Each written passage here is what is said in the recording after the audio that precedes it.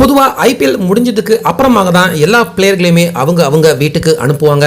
ஆனால் நம்ம Chennai super Kings அணி அடுத்த ஆட்டம் ஆர்சிபி அணிக்கு எதிராக பெங்களூர் சின்னசுவாமி கிரிக்கெட் ஸ்டேடியத்தில் விளையாட போறாங்க.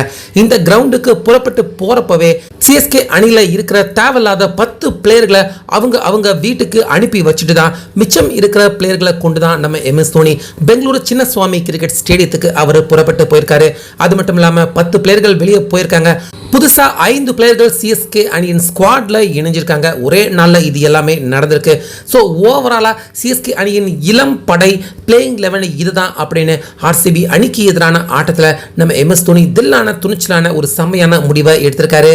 அதாவது பஞ்சாப் அணிக்கு எதிரான ஆட்டமும் நம்ம சிஎஸ்கே அணி தோல்வி அடைஞ்சதை தொடர்ந்து கம்ப்ளீட்டா அதிகாரப்பூர்வமா பிளே ஆஃப் வாய்ப்பை இழந்து மீதி இருக்கிற எல்லா ஆட்டங்கள் ஜெயிச்சா கூட பிளே ஆஃபுக்கு உள்ள போக முடியாத நிலைமையில தான் நம்ம சிஎஸ்கே இருக்காங்க. இப்படி இருக்க நம்ம சிஎஸ்கே அணியில பல பிளேயர்களை ரொம்பவே நம்பி தான் இந்த ஆண்டு ஐபிஎல் மெகா ஆக்ஷன்ல எடுத்தாங்க. ஆனா அவங்க எல்லாருமே சிஎஸ்கே அணியை குழிக்குள்ள தான் தள்ளி மூடியிருக்காங்க. இப்படி இருக்க நம்ம சிஎஸ்கே அணிக்கு இன்னும் 4 ஆட்டங்கள் மீதம் இருக்கு. இந்த 4 ஆட்டத்துக்கு ஓவராலா நம்ம MS தோனி இளம் பிளேயர்களுக்கு வாய்ப்பு கொடுத்து அடுத்த ஆண்டு ஐபிஎலுக்காக அவங்கள தயார் பண்ணணும் அப்படிங்கிற மைண்ட் செட்ல தான் நம்ம தோனி அவர்களும் இருக்காரு.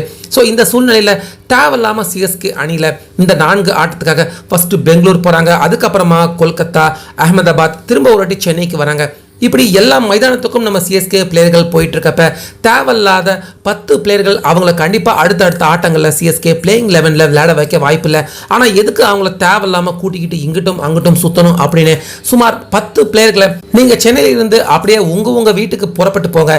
மீதி இருக்கிற சுமார் 15 பிளேயர்கள் இளம் பிளேயர்கள் அவங்கள வச்சு தான் அடுத்த 4 ஆட்டங்கள் சிஎஸ்கே விளையாட போகிறாங்க. புதுசாக இன்னும் 2-3 பிளேயர்கள் கூட அணியில் இணைய இருக்காங்க. ஸோ இதுதான் நம்ம தோனி அவர்கள் அடுத்த விளையாட போகிற ஆட்டத்துக்காக அவர் போட்டு வச்சிருக்காரு.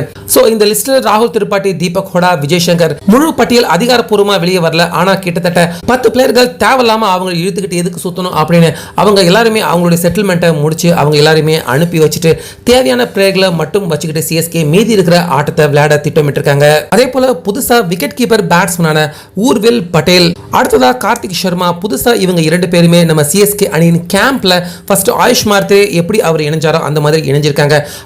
அடுத்த ஆட்டங்களில் இவங்களும் விளையாடுறதுக்கான வாய்ப்புகள் இருக்கிறதா தெரியுது. ஸோ ஓவராலா பெங்களூர் சின்னசுவாமி கிரிக்கெட் ஸ்டேடியத்தில் ஆர்சிபி அணிக்கு எதிராக நாளைக்கு விளையாட போற நம்ம சிஎஸ்கே அணி பக்கம் பெருசா சீனியர் பிளேயர்கள் யாருமே இல்லாம முழுக்க இளம் பிளேயர்களை கொண்டுதான் நம்ம தோனி அவர்கள் களம் இறங்க போறாரு. அதுக்கு முதற்கட்டமா சீனியர் பிளேயர்கள் எல்லாரையுமே நிறைய பேரை அவங்கள வீட்டுக்கு அனுப்பிச்சிட்டு மீதி இருக்கிற இளம் பிளேயர்களை கொண்டுதான் இந்த மேட்சை விளையாட போறாங்க. அப்படிங்கிறதால நிச்சயமா சிஎஸ்கே அணி பக்கம் ஒரு விதமான ஃபயர் ஆட்டம் கண்டிப்பா நம்ம தோனி அவர்கள் இளம் பிளேயர்களை வச்சு வெளிப்படுத்துவார் அப்படின்னு கண்டிப்பா எதிர்பார்க்கலாம். தோனி அவர்கள் எடுத்திருக்க இந்த திடீர் முடிவு சரியான முடிவு தானா? உங்க கருத்து என்ன அப்படிங்கறத கமெண்ட்ஸ்ல சொல்லுங்க.